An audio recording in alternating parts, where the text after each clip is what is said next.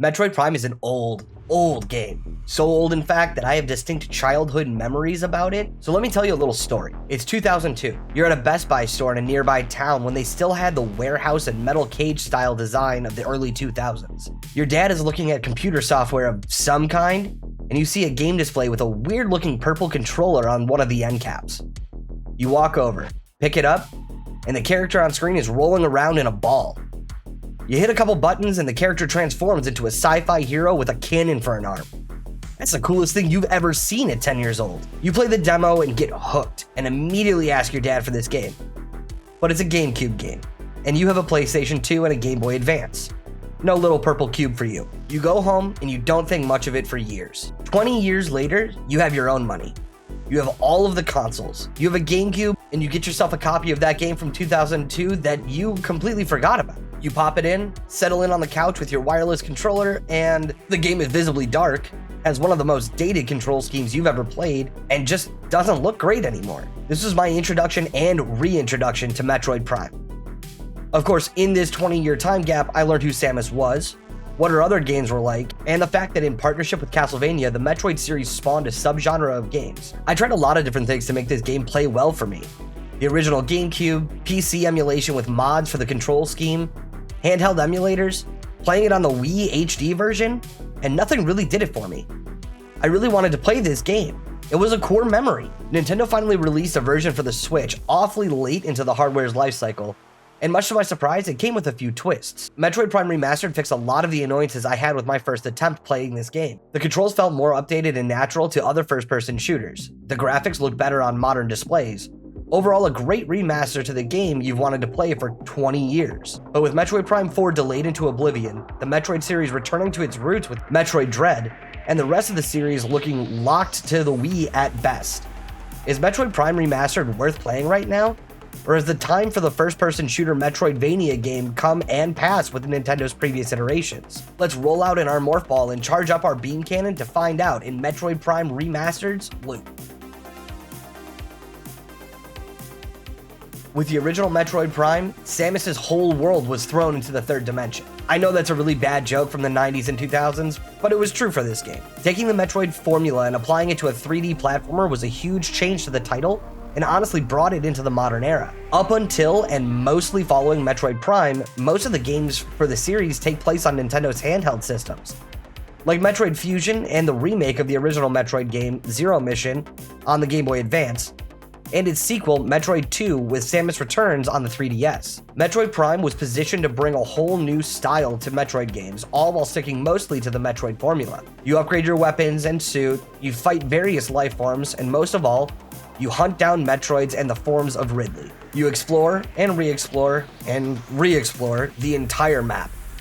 Many of the rooms start to feel like the back of your hand until you get a new piece of tech and unlock an exit to a new area. You get good at a lot of these paths, moving faster, getting better at movement overall, learning how things react and where they spawn to the point that you'll be flying through many of these areas without really thinking about it by the end. There are plenty of puzzles and new ways to unlock areas and weapons and doors. Sometimes it's as small as a path change. Other times the game makes you use everything you have to figure puzzles out. All of these lead to the winding, backtracking blitz that Metroid really lends itself to in 2D and does very well in 3D also. Each upgrade to your suit lets you do new things, but also see new things, sometimes literally. There are a handful of vision upgrades that allow you to see in new light spectrums and sometimes even see objects hidden behind walls and other barriers. There are a handful of other upgrades you can get that literally don't matter to your progress in the game. There are many missile upgrades to unlock and even more possible numbers of object upgrades hidden throughout the game. You can walk into the end of this game as OP or as weak as you want, as I learned the hard way, while rolling into the end of the game and then being stubborn about beating the boss with just over 100 missiles and a handful of super bombs. The world of Metroid Prime, meaning both Talon 4 and the overarching Metroid universe, really fit well in this game style and design, and the remasters just bring it into a whole new era. The scenery looks lush, the enemies have shape, sometimes many shapes. The distinct zones don't just look like Halo anymore. A lot of the games of that era all kind of looked the same and were answers to each other. The early 2000s was a wild time for 3D games, and especially AAA 3D titles. Talon 4 has a lot of different zones and textures to deal with, and overall it makes all of the areas Samus must explore ad nauseum feel distinct. if not every room feeling all that distinct. Starting off with a pirate ship, space station, that you start the game on, you are very quickly introduced to many of the deeper textures and map styles that the game will utilize throughout its playtime. The bug enemies in tunnels, the pirates that are not happy that you're there, the doors and scanning systems that you use to interact with literally everything in this game are all started right here on this ship. The Talon 4 overworld feels like a lush jungle that is hiding a lot of secrets. It has its biodiverse species of flora and flora-fauna hybrid monsters that want to consume Samus at their very first opportunity. There's plenty to explore, but mostly this area is the hub that connects to many of the deeper zones that you will come across. The Chozo ruins and their desert biome theme seem to have a lot going on behind the crumbling facade that you see at first glance. Behind all of this, you see the society that once ruled here. You see what they were building and what they are looking for, and it was all just as scuffed as what the pirates were working on. Luckily for us, they left behind many upgrades and weapons for us to find and utilize to combat the enemies that have tried to take the area. In between these zones, and similar to the space station you started on, there are parts of the craft that have crashed down to the planet, and at some points feel like they have just merged with the biomes. The one standout to this is the sunken frigate that you have to explore at about the midpoint of the game. Located in the Talon overworld, it has moments that really I hated because no one can do underwater combat well. It's been tried, and I can't think of one real success right now. I can tell you it sure wasn't World of Warcraft or Metroid for that matter. Though this zone annoyed me and I did not want to spend time in the area, there are much worse areas that might make this feel like a dreamscape. The Magmore Caverns, for instance, are a lava-laden actual hellscape that I found myself dead in on more than one occasion, purely because I thought I had to push through. It's a Metroid game though, and I should have thought of that before plummeting ever deeper to my demise. The zone does open up a lot when you start to roll more upgrades into your kit, but it was probably the most hazardous zone in the game for me. The Phendrana drifts, on the other hand, weren't all that hazardous, unless you count all the frost fauna that wanted to eat you around every corner. There were some really cool parts of this zone, and it was probably my favorite overall. It had a lot of variance, introduced a lot of cool mechanics, and is home to one hell of a boss encounter. The Phazon Mines are one of the last zones you encounter in the game, and really this zone is tied for last place with Magmore Caverns for me. It is meant to be the most difficult, with many swarming enemies, an entire gauntlet that I was nowhere near prepared for, and holds many story beats that bring the game together and the story to its end. It has many annoying areas of cursed Phazon-laden floors, but it is meant to be a capstone of sorts for the rest of the zones and the world that you play through. There isn't a whole lot to say about the crater at the end of the game. We clearly by this point know what's up if you've been following your Chozo lore finds and your pirate lore. It's an organic coated pit in a planet. We have seen this in many games since, but it may be one of the first instances in 3D that the gaming world would have seen. This whole world and zone structure feels good until you've been staring at the maps too long. I wish there was a little better map linkage or ability to find your place a bit easier, though I know that it's all part of the game. For the universe world, there are some shady pirates doing shady things, and bounty hunter space cop Samus is on the case. Especially when she finds out that Meta Ridley is alive after being reconstructed by the pirates, and more than likely, Metroids are involved in this whole situation. More about this in the story section later on, but the world does feel a little disjointed while also being cohesive, kind of like a Kojima game from around this time period. It seems like many developers were more about the let's do wild shit and see what happens style of developing than the far more conservative cash grabs we tend to see today. It's going to be a little bit difficult to talk about characters in this game, seeing as there's only really one character, and nothing in this game has any dialogue to speak of. No pun intended. No, really, there's not a drop of character spoken dialogue in this game. There is a lot of reading to do with Chozo lore and pirate lore and scans of every possible object, both living and not, to read through and learn about. The one character that we can talk about is another of Nintendo's silent protagonists, Samus Aran. The bounty hunter out to finish off all Metroid, and the blight that they could put upon our lives is out once again to do that exact thing I just said. Once again, she seemingly gets in over her head and loses all of her fancy tech and abilities 10 minutes into the game. Luckily for her, there are plenty of replacements buried in these Chozo ruins and space pirate remnants that abound on Talon 4. We should probably talk about the pirates themselves. They went really hard into the fuck around and find out side of science this time, and Samus is not very happy about it.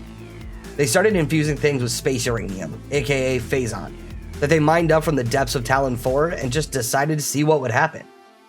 They also just so happened to lose control of a superpowered Metroid that would cause the actual death of Talon 4 if left unchecked. Luckily, it doesn't seem like anyone sentient currently lives there besides pirates, so like, I'm not sure why we don't just leave the bugs to eat them all and move on with our lives, but Samus is on her mission and must destroy all the bugs and the Metroids. Meta Ridley is flying about, and this is the reason we come to the planet's surface in the first place. Samus sees the dragon mecha hybrid during her time on the space station and must make her way to ending it as well as whatever it's protecting. What Ridley is protecting is probably obvious to many, Metroid Prime, as well as the pirate bases on the planet. The pirates are doing experiments with the Metroid, infusing them with Phazon and making them even more of a pain for Samus to deal with. That's really about it for the characters that we meet in the game and what their intentions are. You need to read a lot in the game to even come close to those conclusions, and if you don't know much about Metroid, like I really didn't at the time, a lot of this will be lost on you. As we will see in the story section, there isn't a whole lot of story to be had here either. Samus is here to end the pirates, Meta Ridley, all the Metroids, and really anything else that's alive on this planet. That's pretty much the gist of the story. Samus received a distress beacon from a pirate ship over Talon 4. She went to investigate and bit off a little bit more than she expected. After destroying the parasite queen by launching it into the main reactor of the ship, and in the process causing a self-destruction and waking up Meta Ridley, Samus runs back to her ship to chase after Meta Ridley and figure out what it's hiding, as well as ending the pirate presence on Talon 4. Samus lands on the surface of Talon 4 and begins her journey finding Chozo ruins and much of their tech around the area, as well as space pirate settlements and facilities being used to harvest Phazon for some nefarious purpose. After discovering the crash parts of a pirate frigate and navigating her way through the area, she finds what was being worked on with all that Phazon: Metroids. A species used as a weapon to gain power, and the pirates are making them stronger by infusing not only the Metroids, but also themselves with the Phazon, and creating monsters that Samus must deal with. While hunting down all the pirates, Meta Ridley and the Metroids, she encounters many other experiments that were on Talon 4 from the Chozo, and some from the pirates using things that they did not understand to corrupt the life of the planet. After defeating the pirates' greatest weapon, a Phazon-infused Omega pirate, and learning that the Chozo that lived here were previously all wiped out by Phazon radiation, and that the Phazon started to spread when a meteor crashed on the planet, a meteor that also delivered Metroid Prime to Talon 4. The Chozo had a plan though. The 12 artifacts that Samus finds along her journey on Talon 4 are used to essentially start a weapon that wipes out Phazon. But Meta Ridley finds Samus first and destroys the weapon and fights with Samus. Samus wins the fight, but falls down into the depths of the meteor crash site, coming face to face with a host of Metroids and Metroid Prime itself in its organic and Phazon-covered lair. Samus fights the Metroid on her own with the use of the tech and weapons she found on the planet and defeats Metroid Prime, returning to her ship and escaping the planet after everyone is defeated. A job well done, but there was some freaky shit at the end of the game that probably gets explained a bit better in the sequels of the original title, both Metroid Prime 2 Echoes and Metroid Prime 3 Corruption. I hope Nintendo has plans to remaster those games as well, or at least release them on the Switch soon, as Metroid Prime 4 has been in development hell for many, many years at this point, and I really had fun with the first title and want to continue in this series. But I may need to study up on my Metroid lore before doing that.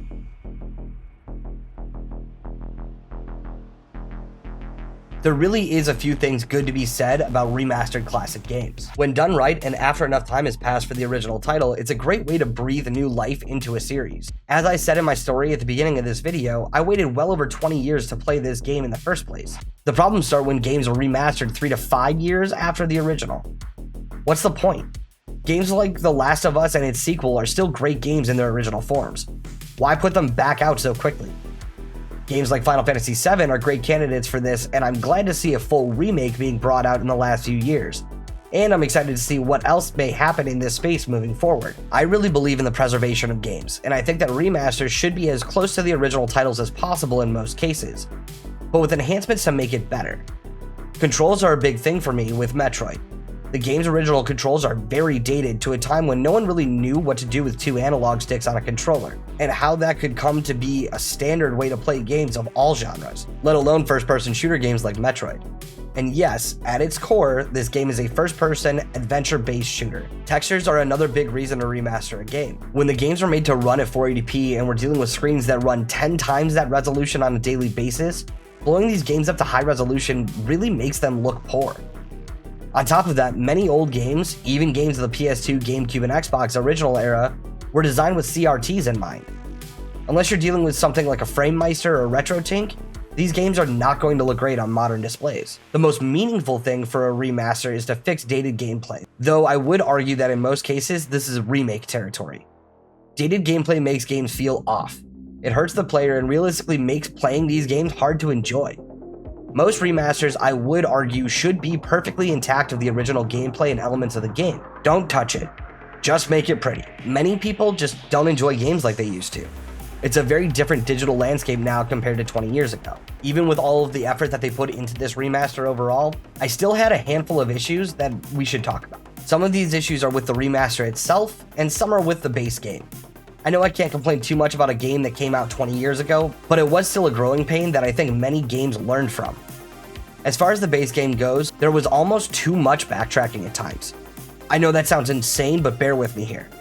Metroidvanias are about utilizing the entire map as much as possible to fill out the exploration of a space, be it a castle, a planet, a research facility, whatever. In the 3D space, because there is so much movement and change, some of the ability puzzles lose their charm and don't feel like they are giving you new ways to traverse nearly as often. Some of the rooms you see 10 times more than others, and that's fine, but by about the last third of the game, I didn't care about anything happening in those rooms. I ran past any enemies that were in them to beeline to whatever puzzle I was trying to solve next. I didn't even care about the health or items that they may drop unless I was particularly hurting for one thing. As for the remaster itself, there were a handful of things that I noticed that actually bothered me. Some of the graphics and movement didn't actually sync up with some audio. Notably the beam weapons and some of the boss mechanics. There felt like a constant lag from when an enemy would start a mechanic and when you would hear the audio indicator.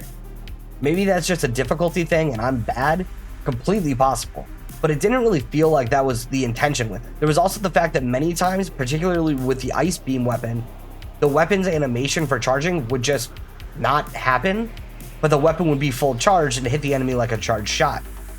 It was odd and I noticed it, but it wasn't the worst thing in the world as the weapon was still charging correctly. The last thing, and this was probably the most annoying for me, even with all of the updates and changes to the game, sometimes the controls still felt bad or like they weren't doing what was expected. Especially during the Meta Ridley fight, I noticed that there wasn't a good angle to jump at. It was either parallel to the ground and you'd be hit by his laser beam, or it was straight up in the air and you would hope your double jump would make sure that you weren't hit by his laser beam. For how floaty the controls felt at times, I was expecting more in the way of momentum-based movement, and it didn't really have any of that. Now, I would argue that for a 20-year-old game with a new coat of paint, Metroid Prime Remastered holds up very well, even compared to so many modern games released in the last few years, and that's kind of incredible. This remaster was well deserved. So, was waiting 20 years the best way to play a Metroid game? Probably not, but I can tell you a few things that I've thought about since completing the game. Many games from the 2000s were great as they were, but a little bit of polish and some tweaks would make them hold up even at this point 20 years later. A good remaster of a classic game, not a recent one, really adds to all of the best points of that game, and allows people to have their creature comforts and their classics all wrapped up in one. Introducing new people to classic franchises can happen if done correctly at the right time and with the right game. Most importantly, I still think Samus Aran is one of the coolest characters Nintendo has ever created.